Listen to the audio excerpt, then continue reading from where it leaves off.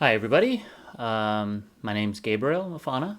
I'm one of the founders of Purple Pass Ticketing, and with all of the crazy things that are happening right now, I felt a kind of a sense of duty to speak to everybody and try to shed some light on what's really going on, provide some insight, some help, some guidance, share what other people are doing to get through these times, ideas on how to generate money, um, what to expect, and just kind of provide some hope because there is hope.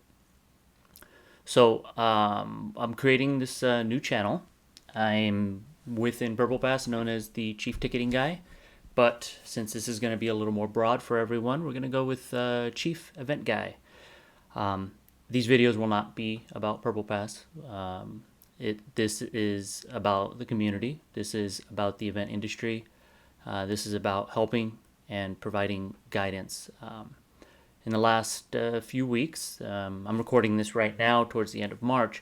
The last few weeks, I have been getting so many phone calls from clients just looking for guidance, for help, even just to give a little hope and feel better. And I've heard of a lot of things that are working and some ideas. So that's the point of this right now. Is I wanted to share with everybody and provide as much help as I possibly could. So obviously the reason for this video is this series is starting with the virus. So what I want to do is I do want to cover a little bit about what's happening. I'm sure everybody knows most of what's happening, but in a nutshell, we do have a very contagious virus. A lot of people say it's not much worse than a flu. Some people think it's the worst thing on earth. The reality is somewhere in the middle. It is of the flu family, but the problem is we do not have vaccines to prevent it. We do not have therapeutics to treat it, and nobody on earth has ever been exposed to it. So as a result, nobody has any immunity to it. So it's spreading very quickly. Now, to most people, it's not the end of the world. You get it, you feel bad. Some don't feel bad at all. Some feel like they're going to die. I mean, I have spoken with some people that literally thought that they were on the brinks of death. It's a bad virus infection that hits your lungs pretty aggressively. So if you get it, it's not pleasant, but you'll survive. The issue, what's happening and why the whole world is shutting down is not in fear of getting the virus. The fear is too many people getting the virus too quickly. And when that's going to happen, the hospitals are going to be overloaded. That is the genuine concern. That is why the world is shutting down. Because if there are too many people that have it at one time, there is not enough hospital beds and doctors to take care of the people that need help. So the older ones, over 60, over 70, as you get older, your chances of complications get higher. Also, if you have underlying conditions, high blood pressure, heart disease, if you've had heart surgery, diabetes, any kind of liver damage, as asthma, if you smoke. So these are all things that make it worse. And so what's happening in Italy is they have overloaded their medical system, and that's the problem. Is now they're having to make decisions, and we have two patients. We have a 40-year-old that can't breathe, and we have a 75-year-old that can't breathe, and we only have one bed. Which one do we give it to? The one that needs it most, the 75-year-old, or the one that's most likely to live, the 40-year-old? So these are the challenges that are happening. This is what's driving the chaos right now, and this is what we're trying to avoid. And when you hear on the news, you hear them say bending the curve, this is what they're talking about. It's not stopping people from getting it in the long run. What we're trying to do is to prevent too many people getting it at one time and causing overflowing hospitals. So that's kind of the issue. That's what's going on. That's why everybody's on lockdown.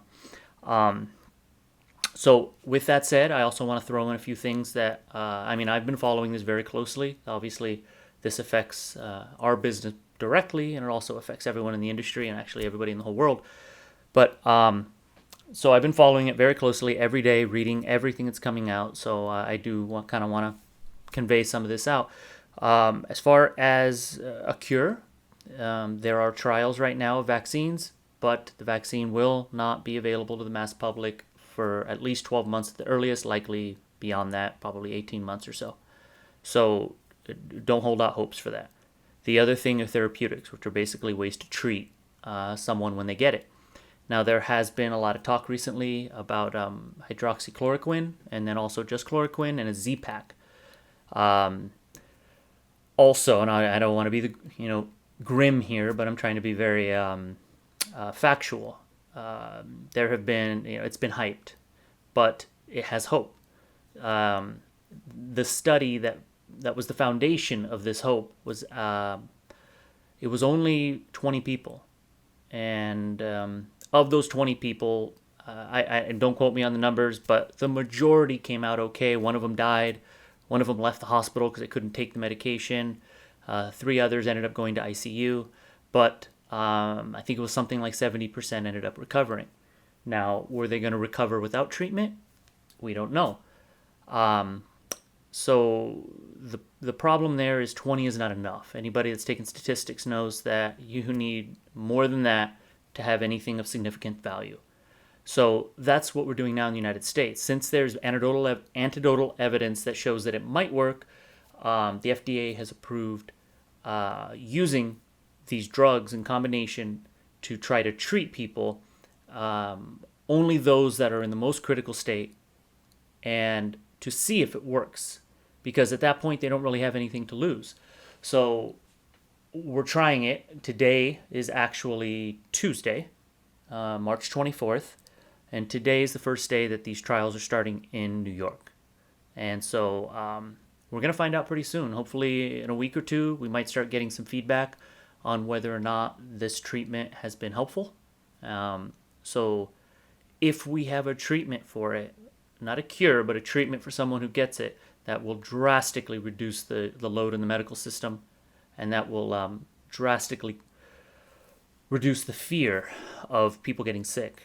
And if that's the case, we might be at the beginning of the end of possibly being able to get out of this chaos. So, but also, we have very, very little evidence so far, beyond just what some people have said. So be very cautious right now. Follow the news the next few weeks. Let's see what's happening. But we'll find out soon. Now, the main thing, besides just kind of telling you what probably you already know, the main point of this first video, and I want to make a series, I want to make many videos to kind of convey, not just right now, but in general, guidance, assistance, and bringing on people to from other I know ticketing, but there are other things like volunteer management, booking artists, booking venues, marketing, just regular marketing, social marketing, all these different things. I kind of want to have a source, a good source where people can, small event organizers, medium event organizers, venues that have somewhere to go to kind of see what other people are doing, what works, what doesn't work, what to do, what not to do, things like that. So at some point, we'll probably start bringing people on. So for right now, most important is money. A lot of people are hurting right now because the whole economy has come to a complete stop, and this probably includes you. If you're listening to this, you are probably looking for some tips, some guidance, some suggestions, some ideas on what to do to stay afloat when the whole world has come to a complete stop. So there are some things that we have come across here at Purple Pass between several different clients that we've had. I personally have had discussions with, some ideas they're doing, and I wanted to share some of those ideas with you. One of them is it's pretty typical in the industry for no refunds as a solid, strong no refund policy. You can do that. Some are doing it. It's up to you. Just be aware. In the short term, it will help you as you will not have to return a lot of money. But in the long run, it might hurt you with goodwill with your customers and your guests. So that's something to keep in mind, something to think about. That's one option, is just simply say no refunds. The other thing is to transfer or honor your tickets for future events. So let's say you have an event once a month, and March, April, and May have been canceled, but you have one in June. You can honor those tickets in June rather than refunding the customer. This way you keep the money, the customer still has an event to look forward to, and it's just as simple as transferring it to one of your future shows. So that's an option, and you can handle that in different ways. You can simply transfer it, and again, whatever ticketing system you're using or whatever method, maybe you're not using ticketing, however you're doing it. If you have hard tickets, you can just honor them at the door. If you are using a digital ticketing system, you can likely transfer that to a future date, or also just honor the tickets at the door. Just depends on your volume. Another one that I thought was pretty interesting, that I personally wouldn't have thought of, but it popped up, was asking customers to donate their ticket to the venue or the event organizer. And I saw this a lot with nonprofits, small theaters or small community groups, where it's hard for them to lose 2 or 3 months of revenue and then still have expenses. So what they did was send out a message to all of their customers saying, hey, look, this is a bad time and we need your help. Everybody needs help and we need your help. And so what we're asking is to, if you're willing to allow your ticket purchase to be donated to us, to keep us alive and keep us going. And surprisingly, it was very good responses. Yes, some people wanted their money back. We don't know everyone's story. There's a lot of things going on, but a lot of them were very happy to part with to what is to each person a small amount of money, a little chunk, maybe $10, $15, $20, $30 ticket. But to the venue, when you have 500 people do that, it could be of help to make it through, just to pay maybe the lease on the venue, or to help have some money just to market the next event or whatever it is. Those are so that was an interesting idea to donate it. You can reach out to your customers and just ask them. So for profits, now that worked well for nonprofits. Now for profits, a little more sticky situation to ask someone to donate money to your business. Now, if it's a nonprofit, it's easier. We're a nonprofit and donate to our cause. But if you are a for-profit, some things you might consider is, rather than donate money to us and let us keep it, another thing would be to ask them to, if they'd be willing to contribute their ticket sale to help keep the events alive, to help allow us to continue to bring you the events that you've come to love from us. So it's more of an emotional reach. It's what's in it for them, for the customer. What are they going to get? They are going to get more of the events from us that they love. So by helping us, they're helping themselves. It's love it or hate it. It is a psychological, mental kind of way of looking at it. They're not, everybody always has that what's in it for me kind of attitude. So for profits, that's something to consider. That what's in it for you is to allow us to continue to give you the events that you love from us. The other thing you can do is a GoFundMe. You could put your story on there, talk about the company, what you guys are doing, why you need help, how you've been affected, and send out an email to all of your past customers and tell them, hey, look, we're in tough times. Everyone's in tough times. But if you can help us, donate a few bucks, that would be huge for us. So that's something else to consider, a GoFundMe. Now, I did look it up just right now to be sure I have the latest information on the GoFundMe rates. And apparently, I don't know how long they've been doing this, but they do not charge fees for a GoFundMe. They do have the credit card processing, which is pretty standard rates just to process credit cards. But for their platform, they're actually working on a donation basis. So if somebody donates money to your GoFundMe, then they'll be asked if they want to contribute anything to GoFundMe for the operation of their service. And so that's optional. So now, more than ever, that's working out pretty well for people trying to raise money for donations. So that's something else to consider if you are a for-profit. And you can do it as well if you're a nonprofit, of course. Another thing we've seen some clients do is start selling merchandise.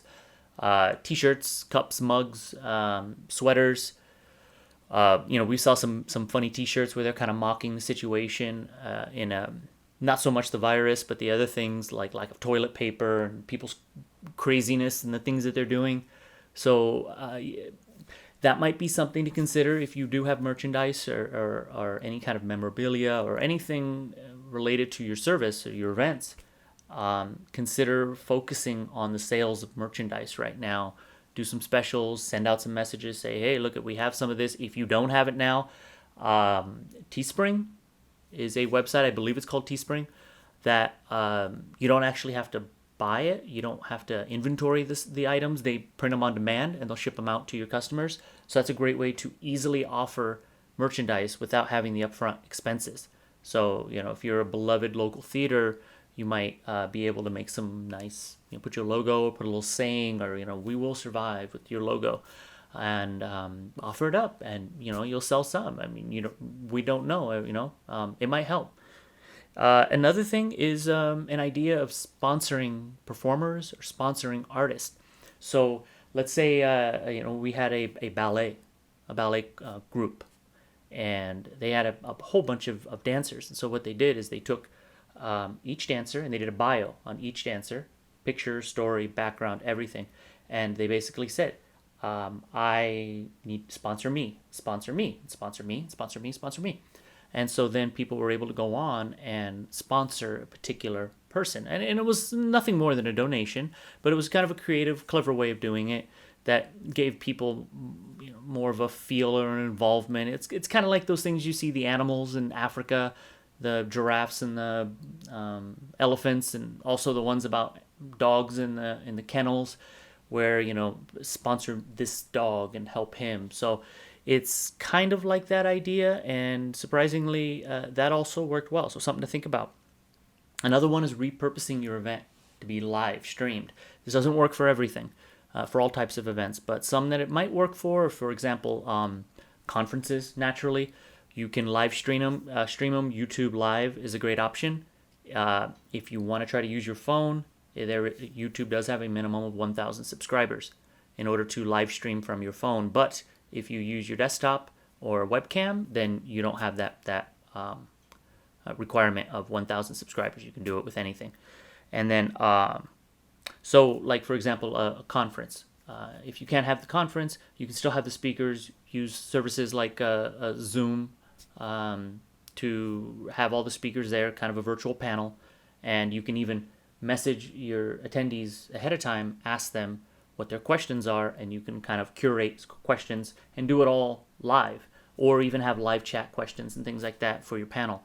And then for vendors, for example, you can create like a page on your website, and it has like all the different vendors there on this page, or you can do different pages dedicated for each vendor and kind of create a virtual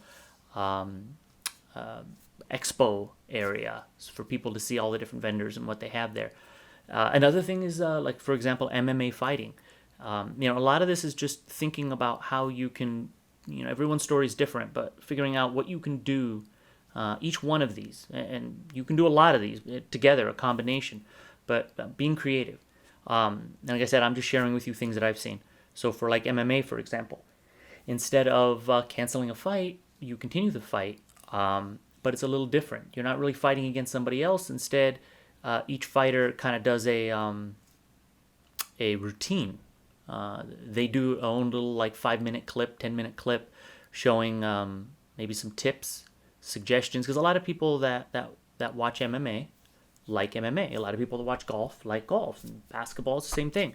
So it's interesting to a lot of people. So rather than just having two people fight, you have them have the fighters still provide entertainment and provide information to all the viewers. So you can have them, kind of do like a mock fight with maybe their trainer or a bag, and you have each fighter that was going to fight do their own little thing, and just put it together into a video. And you can give it free to your customers, post it up online, or you can sell access to it just like it was a paid event. Obviously, a little cheaper, but these are things that you can try, and it all depends on what your customer base is. Or you can promote your comeback. Get right on it. In California, we're in California, we are pretty much not allowed to do anything until at least April 19th, and that might be extended. It's like this in other places too, like New York and Florida right now, and I know probably about a half a dozen or more. So depending on where you're at, if you are in one of these more lockdown areas, you're probably going to want to pick a conservative date, maybe something June, July-ish, to pick a date and say, hey, this is our comeback event. This is our, uh, you know, screw the coronavirus festival or something. Something that is your something to look forward to for your customers. This is what we're going to do. We're going to get together. We'll be here on this event or on this date. Let's do it. And it's far enough out where you can safely sell tickets for the most part. And if you're maybe in the Midwest where it's a little less densely populated and the spread of the virus is not so dramatic, you can probably, maybe bring that in a little more, maybe towards end of May, early June, something like that. You might be safe. So that's something you can start selling tickets now and start collecting revenue on that right now.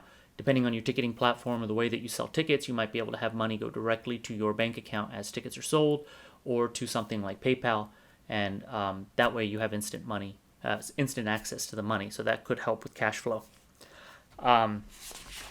And so those are kind of the tips that I have for right now on this first video. It's already about 20 minutes. I wanted to try to keep these no longer than 20 minutes. I'll do my best. I know I've been told that I talk a lot, so I apologize.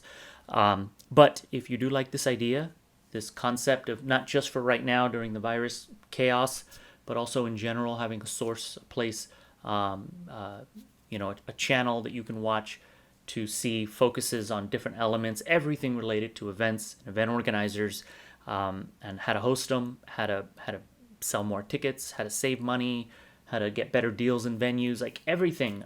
Tips on layouts and efficiencies and optimizations and pricing techniques and you name it, everything. This is my long-term plan here is to create a great resource for the industry. Short-term is to help everyone get through this issue. That's kind of hit all of us.